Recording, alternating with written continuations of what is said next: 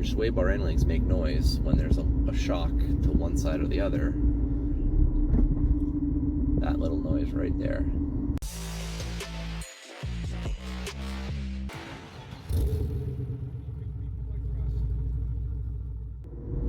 Hey gearheads, today I'm going to be showing you how to diagnose and change sway bar end links. One of the things that will help give you the hint that it is sway bar end links making that front suspension knock noise is the sway bar is responsible for balancing the movement between the left and right side of your suspension. So if the noise is loudest when you hit a bump on one side and not the other, then it is probably your sway bar end links. Let's hit this little silver here. That little noise right there.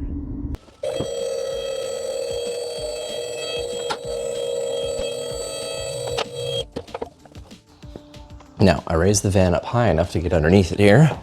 I know, I'm lucky I have access to a hoist. I'm sorry, but it's actually pretty easy to get these even without one. So, your sway bar end links connect this end of the sway bar to this end of the sway bar. And they are what link it to your strut. But if I just move this, try not to move the camera, that's that noise that I'm hearing. So I've already hit these with some WD. Take the wheel off and pop them off. All right, so I've got the wheel off and I live in Canada, so these are gonna be stuck. They just are. That's just how it is. So any type of penetrating lube, soak that in there as soon as you get access to it, let it sit. That'll help it come loose.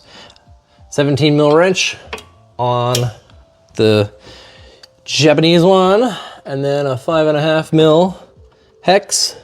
Whoop, whoop, get in there on there to keep that from turning. And will it come loose? Remember that part I said about knowing what you're doing? Ow!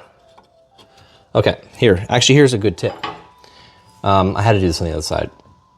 If you have something that you can't get enough leverage on it and you have your wrenches like this, use your closed end on the bolt and then take another wrench. This is a 19 mil. And I'll just put it on there. And now, I've got double the length of arm for leverage. There's a fun little tip for you. Combine your wrenches to make longer wrenches. And then we just work that off.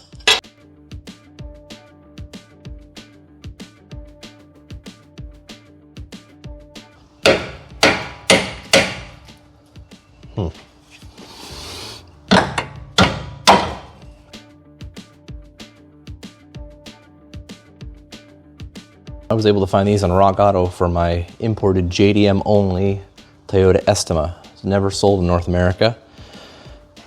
As a tip for sourcing parts online for your JDM car, if you've got a Toyota or Honda, chances are there is a lot of interchangeable parts that are available on some North American models.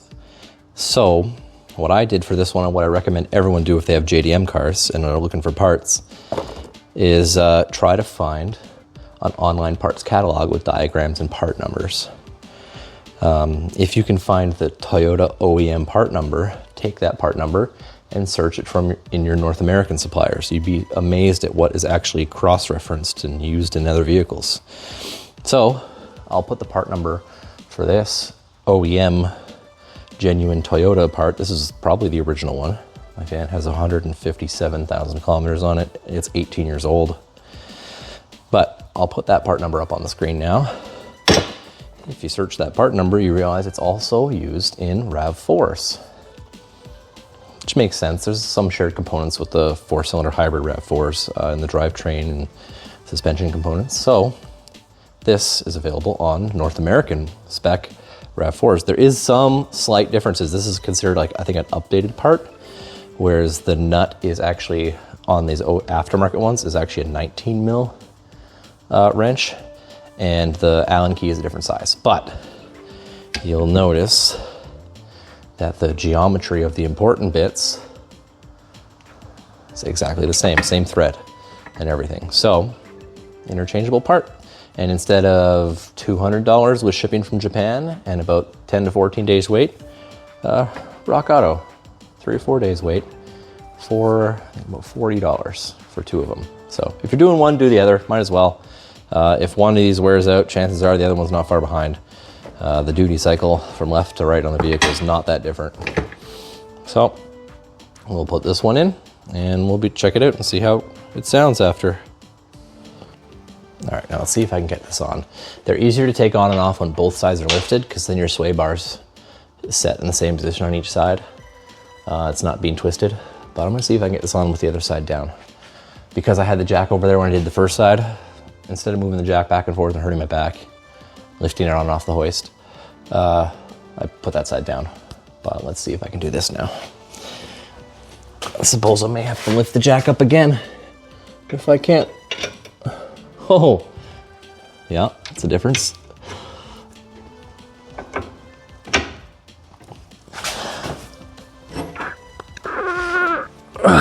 Uh-oh. Well, shit. All right, well, wouldn't you know it, the sway bar is doing its job, and it's twisting. So when your far side suspension compresses, it compresses this a little bit. And with the end link off, I cannot line these up by hand. It's just not enough. I can't put enough force on it. So I tried to save myself having to haul the jack around. My bottle jack doesn't quite fit that low. So. Time to do some sketchy shit. Oh. This is fun.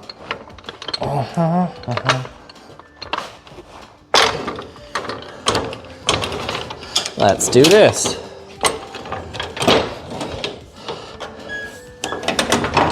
Let's go right under there.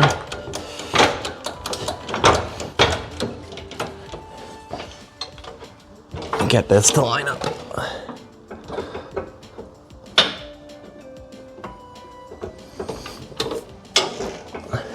Ooh, look at that. Pop. Okay. Now, next step.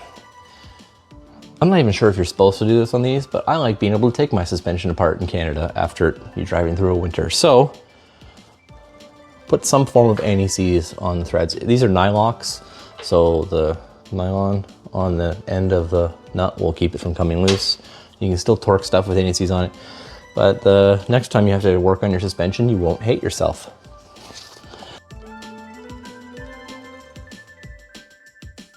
Reverse order it all back in.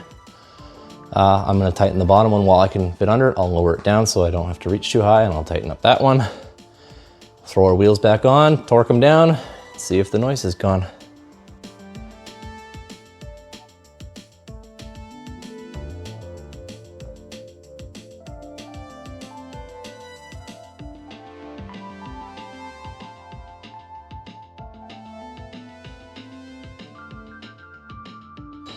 Here's a fun one. When lowering your vehicle, don't leave your can of WD-40 on the lift, because when this comes down,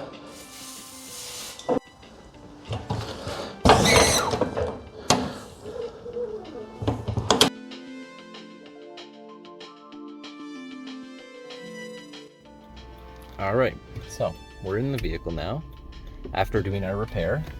This is the fun little bit where we check if I did it right. And so far, if I drive over that sewer, nothing. Don't hear any funny noises anymore. That's what it was. Oh, it sounds like a new car again. This thing is 18 years old. On a bumpy road, look at all the cracks.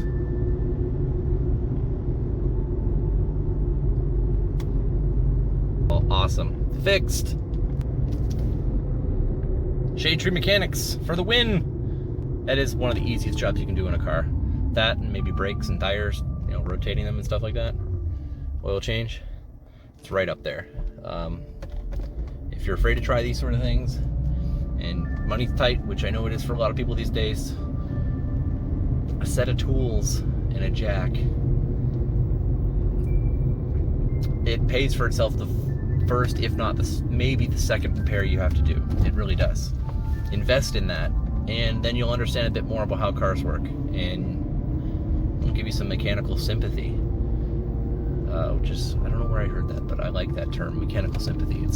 It's having some understanding of how things work and how they break and what they sound like as they wear out.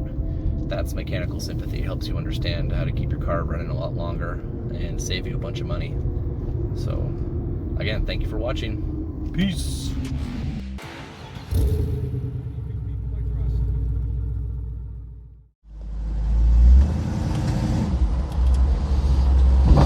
Hey, if you're new to the channel, thank you for watching this far. I really appreciate it.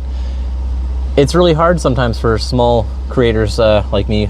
I got about 2,000 subscribers. There's not a lot of money in this. This video might make $10 if I'm lucky. But thank you for each and every one of you for watching.